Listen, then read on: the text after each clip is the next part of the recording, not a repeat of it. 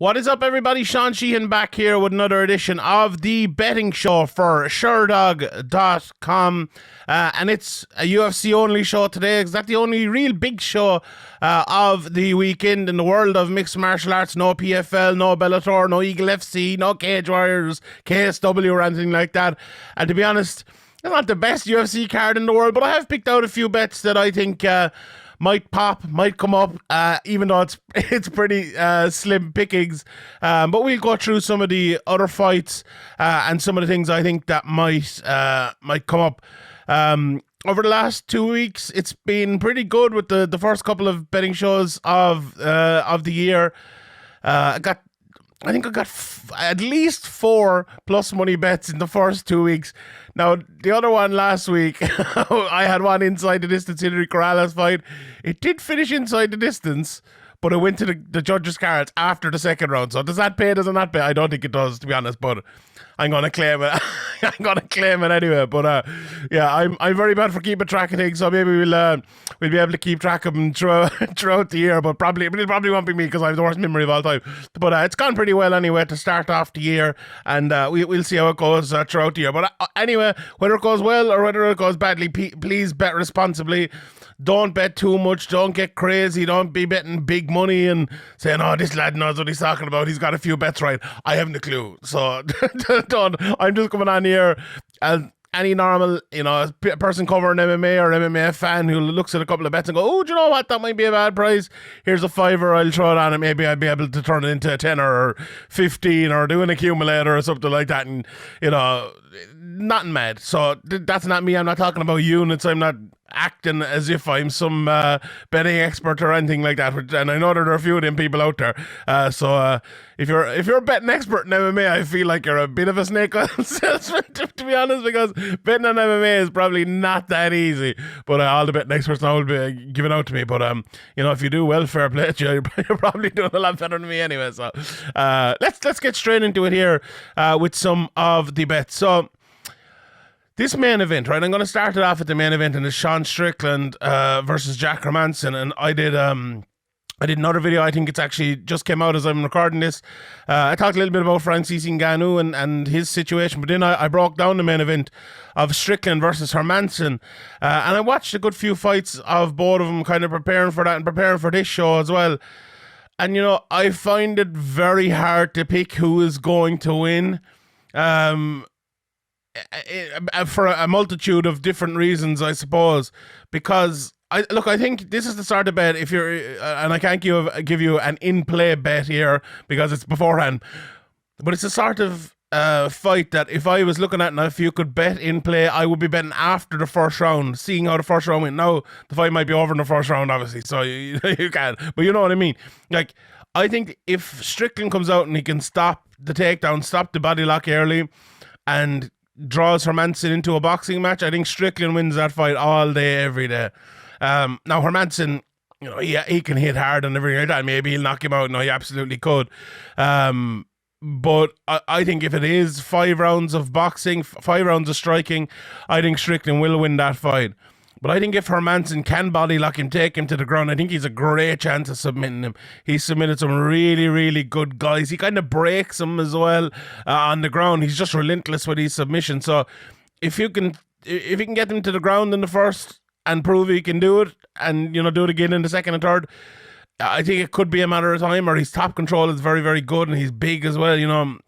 Strickland, not the biggest in the world for 185. He's fought down. I watched him fight Cameron Usman down at 170. So, he is not the biggest in the world either. And, he's a 185er, but Hermansson is a big 185er, I think, as well. And, I think if he can get on top of him, it'll be tough. Although Strickland is a good wrestler and all that, so don't get me wrong. But, look, I was thinking about who am I going to pick? What bet am I going to give here?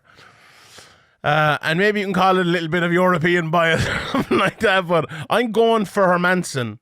I think in a fight, and I often say this when giving my picks, and whether it's right or wrong, in a fight that I can't really pick the winner of, if one person is plus 185 as Hermansson is, and that's my first bet of the week, and I'm going to actually double down on that with my flyer as well, but if someone is plus 185 to win, and you're not really sure who's going to win between him and the other guy, I think that's a good bet.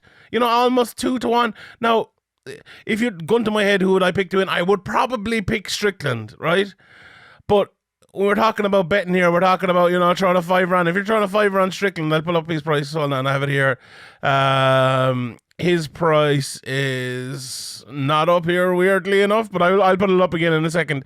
We'll sort that out. But it's one of those ones where you're betting Strickland trying on a fiver to maybe win £2, and you're betting on Hermansson to try on a fiver and win he win £10. So I think I think that's always a surefire way of kind of saying, right, this guy is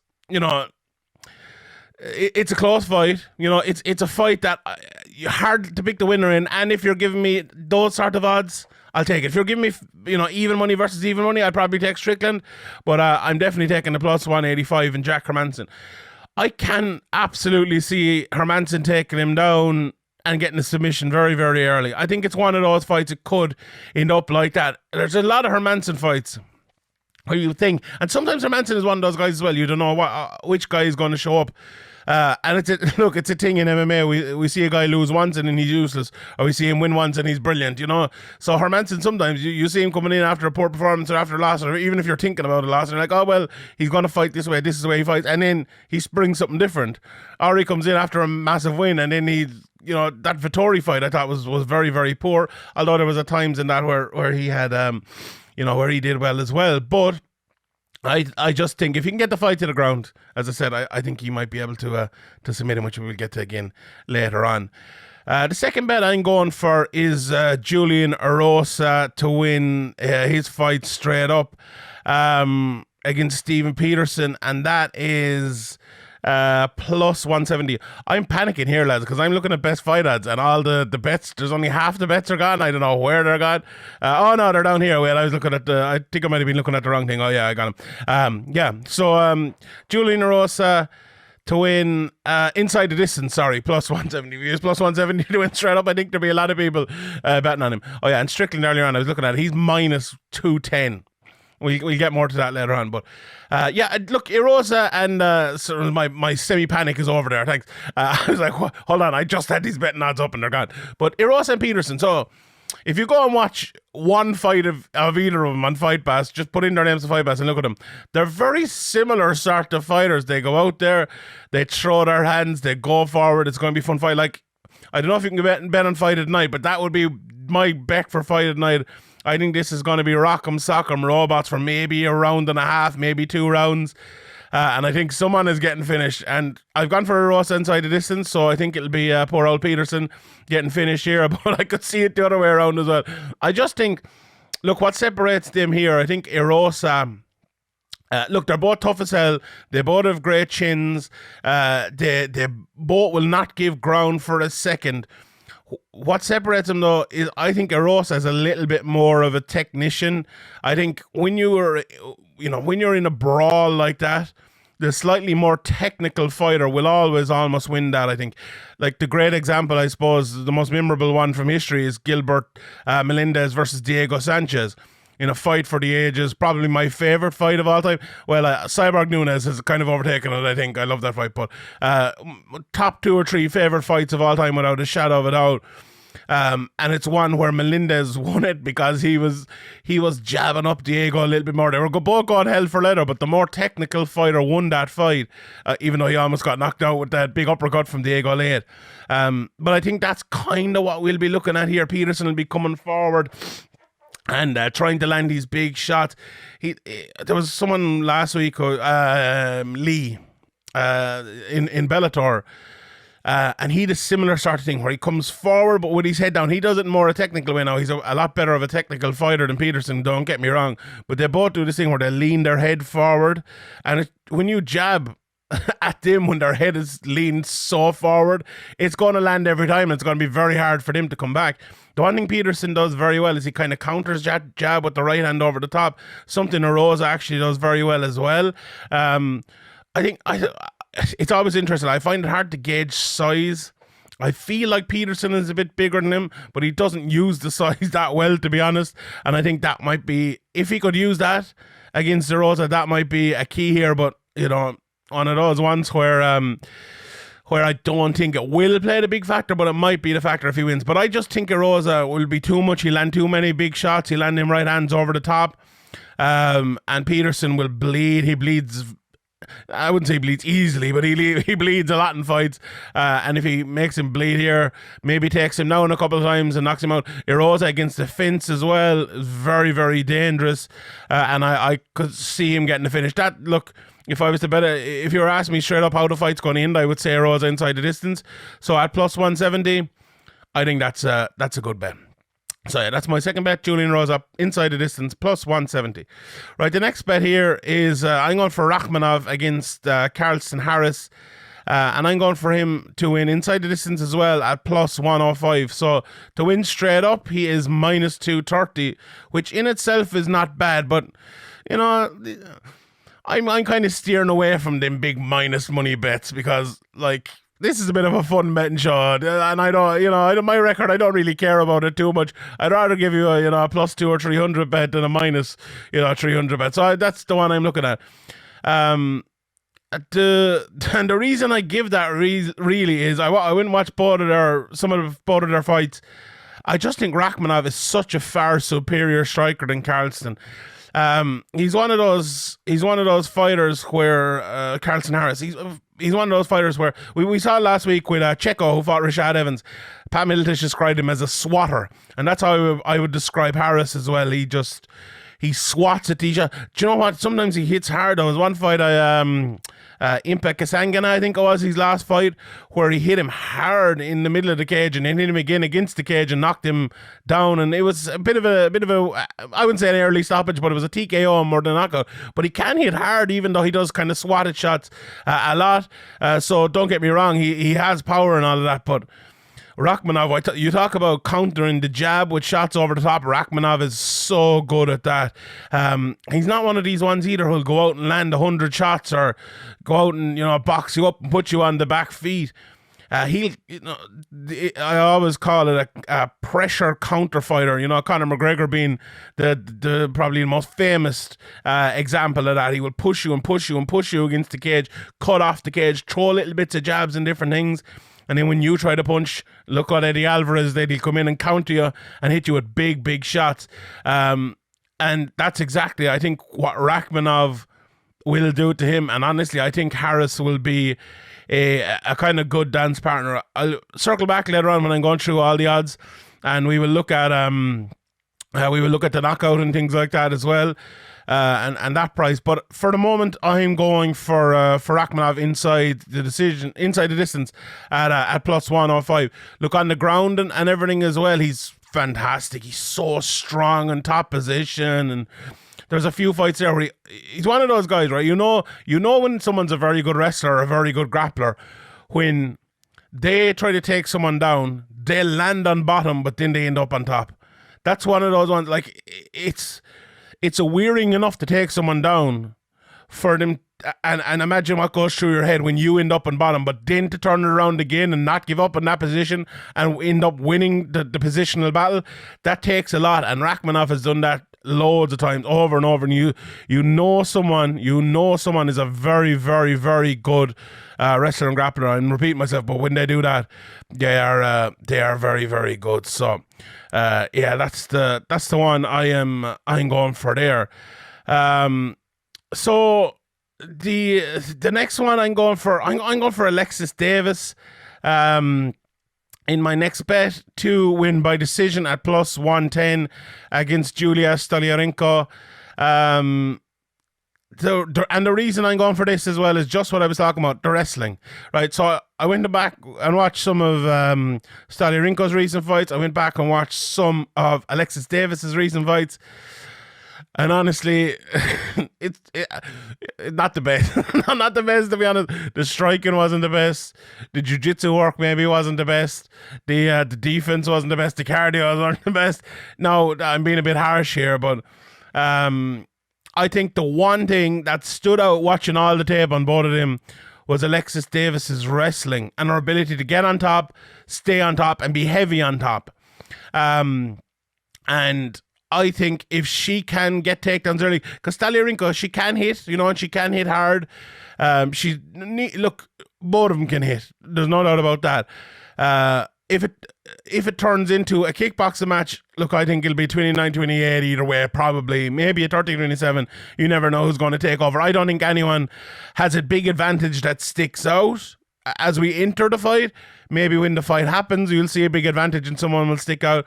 But the one thing that stuck out to me was Davis's wrestling. That is the only kind of elite feature I think that either of them have as MMA fighters at this level. Now, Davis fought for a title and stuff before. She's a very good fighter, and Stoliarenko is right up there as well. She's 9-2, I think. I don't have it in front of me, but so they're no mugs, don't get me wrong, but let's be honest about it. Their games aren't as advanced as other people in that division at that area, I would say, apart from Davis's top game. So I think that might be enough. You look at the outliers in their games, and that is the one outlier. So I think Davis will take her down. I think Stoliarenko is dangerous early, but she also tires early if it goes against her. I think if Davis gets a takedown in the first round, I think she'll be able to continue taking her down, and I think she'll win the fight that way. And to win by decision, +110. We look at some of the other bets. Sorry for the coughing. We'll see some of the other bets towards the end of the show. But that's what I'm going for. Look, it's slim pickings here. I'm not going to lie on this card, but I'm going for Davis by decision, +110. Right. So those are my 4 bets for the week, and here's my flyer. So my flyer, you probably guessed it from earlier on. I'm going for Jack Hermansson to win by submission at +500. Look, I think that's the way he's going to do it. Hermansson has won, a good few fights by submission, a good few fights by knockout. But if he's going to beat Sean Strickland, I think he needs to get that submission. He's talking about leg locks. Did anyone see where it was a while ago? Hermansson, was it him against Hamzat, or was it him against training with someone else? But he was training those body lock takedowns. And he's just so good at them. Just so good at the body lock takedowns that if he can get Strickland there and take him down, I think on the ground, some people attack, right? And some people try to set things up. Hermansson is the attacker. He will go for it and go for it and go for it. Not absolutely setting it up, to a feeble jiu-jitsu mind like me. I haven't a clue. I'm sure he's setting up, but he does it really, really quickly. Really, really quickly. Like, if you look at a guy like Rakhmonov as well, the way he passes when he gets on the ground, he does things really quickly. He goes for the finish really quickly when he gets there as well. I think Hermansson's actually quicker. He immediately goes for it. He's almost setting it up as the fight gets to the ground. And I think that makes the submission more likely, if you're setting it up for ages and someone as high level as Sean Strickland, who's been fighting for years, can see it coming, he's less likely to get submitted by it. But if it's kind of it's the one you don't see coming, as they say with punches, I'm sure it's the same with submissions. And I think Hermansson first round submission might be a bet to put on as well if that's a big one, but I'm just going for Hermansson straight up to win by submission at +500. I think that's a good flyer bet for the week. Now, my flyers haven't been doing so well recently. I'm due to hit one, and I've gone for submission in the main event 3 weeks in a row. So hopefully, who's next week? Is it Whitaker Adesanya next week? I'm not sure. I probably won't be going for the submission in that one. Then it'll probably end in a submission. But I'm going for the submission again here. I do think Hermansson will be able to get a takedown. I just watched too many of his fights where he gets that body lock inside and gets it down. The problem with that is getting close to Strickland. But Hermansson is going to have to be brave, I think. He's going to have to target the boxing of Strickland to get inside. Like, let him throw a few shots, let him throw a few jabs or a few right hands over the top and tuck inside him as the bigger man. Just kind of crowd him and use your power to get him to the floor. Now, Strickland is a powerful guy as well. It won't be easy by any means, don't get me wrong. But, look, I think he can do it. If you're giving me 5-1 on that, I would think the second most likely outcome of the fight, with maybe the most likely outcome being Strickland to win by decision, I have to take 5-1 on that. 5-1 is a pretty good bet, +500. So, yeah, that's my final bet of the week. Right, let's run through some of the other bets here, and they're all screwed up in best fight odds. So I'll do my best here to find the right ones. So John Castaneda against Miles Johns. I was looking at that one as well. Johns minus 200. I think that's a bit steep on that one, honestly. So I kind of avoided that one, but I do think Johns will win that. Another fight I was looking at, Hakeem Dawodu is minus 179 against Miguel Trizano at plus 154. Do you know what I like in that one? I like Dawodu via TKO KO plus 375. But also, Dawodu is kind of one of those guys, you look at it, to win via decision is plus 120. I like to bet on Dawodu sometimes, or like when I'm looking at the fights or doing the picks with him, I like to bet on the finish, even though he does go on a decision a lot of time. But yeah, I don't know. I would go for the KO there for Dawodu if I was going for it at what was it again? Plus 375. Yeah. Didn't Julian Jacoani, we saw his brother last week, wasn't great. He's plus 100 against Mark Andre Barriao, who is minus 120. I think that's just about right. Danilo Marquez is plus 300 against Jailton Almeida, minus 400. Alexis Davis, I mentioned earlier on, minus 225 against Stoliarenko, plus 190. I think based on that wrestling, it's probably just about right. And Dennis Bondar then is minus 260 against Malcolm Jordan, plus 210. I don't know who either of those lads are. And then if I can find the rest of the odds, Stephen Peterson is a plus 255. Julian Erosa minus 310. Obviously, I think John will have the graphics up there, so by the time this comes out, the prices could be different. So I'm recording this, when am I recording it? Wednesday afternoon, Irish time. So by the time this is out, the prices might be different. And also, Sam Alvey has a new opponent, and that's Brendan Allen. Good, they have the odds up here already. So minus 400, Brendan Allen, Sam Alvey plus 300. That's quite the price for a short notice. So if you fancy Alvey to win at 3-1, I'd probably still pick Allen, to be honest, but it's on like, what have we, Tuesday, Wednesday, Thursday, Friday, Saturday, 4 days notice. That's a tough one. But I would probably still go for Allen there, but I probably would avoid the betting, to be honest. Brian Batten plus 135 against who's he fighting? Treshawn Gore minus 155. Then we've Carlton Harris plus 195 against Rakhmonov minus 230. A few of the bets in that one as well. Rakhmonov to win by KO TKO plus 225. Harris to win by submission plus 475. I don't think that's going to be happening, but Rakhmonov inside the distance is it's plus 105. I had it's plus 110 here in some places as well, so that's kind of moving around a little bit as well. But if you like Rakhmonov by submission, I could see that happening, plus 375. So yeah. And we've the co-main event, actually I haven't really mentioned it yet.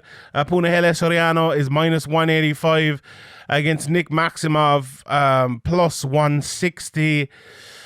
The people are very big on Maximov, and for him to be the underdog here, Soriano's kind of a tough guy. He's a good fighter. I think it's a very even one. That's kind of why I avoided it as well. I don't know. I don't think there's enough on either of them there. They only have, I think the both of them are less than 10 fights. So as a betting fight, I would tend to avoid this, but I think it'll be a good one. I would probably go with Maximov, to be honest, but I don't know. I have liked Soriano in the past. I think he's a very, very good fighter as well. But if you're to believe the hype on Maximov, you should probably go for him here. But we'll see on that one. And in the main event, Strickland plus 180 minus 2. Hermansson plus 180. Strickland minus 210. The over/under on 1.5 rounds is minus 325 for the over. If you fancy it to end in the first or before the halfway point of the second, plus 250. That's not a bad bet if you're backing Hermansson to win by submission. So, the under 3.5 rounds is plus 110. The over minus 140. So that's very, very interesting there. I think those prices are interesting.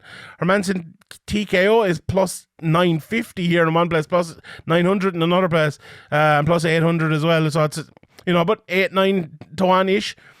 It's not bad at all. I don't think that is. Only plus 240 for the TKO KO for Strickland. Not a big fan of that. Strickland by submission plus 900. And as I said, Hermansson to win by submission is plus 500. Hermansson just inside the distance. I was looking at that as well. That is plus 375. So, yeah. Hermansson round one. I was talking about that earlier on. Plus 950. Can you get Hermansson round one submission? I don't think you can. Oh, you can. Hold on. Hermansson round one submission. Plus 1500. There you go. That's a flyer bet for you. I'm telling you. Hermansson plus 1500 to win by submission in round one. That I'm just saying that there so I could take out that little clip and put it up on on social media afterwards if it happens. So yeah, those are the big bets I think for the weekend. And I'll go over my bets again. I'm going for Hermansson plus 185 to win straight up. I'm going for Julian Erosa to win inside the distance at plus 170. I'm going for Rakhmonov to win inside the distance as well at plus 105. I'm going for Alexis Davis by decision at plus 110. And then going for my flyer of the week, Jack Hermansson to win by submission at plus 500. All right, I will leave it there, everybody. Thank you very much for watching and listening. We're on Spotify now as well. If you're watching this on YouTube, if you go over to Sherdog.com, go to this post, you'll see down the bottom it's embedded the Spotify player as well, so you can listen to it. Click subscribe there and it'll come up, and click the bell as well. Every time a new show comes up, you will be able to listen to it there, or you can continue watching it here. Give thumbs up please and subscribe and all of that on the Sherdog YouTube. It'll be absolutely fantastic. Right, my name is Sheehan for Sherdog.com, and I'll see you all next time.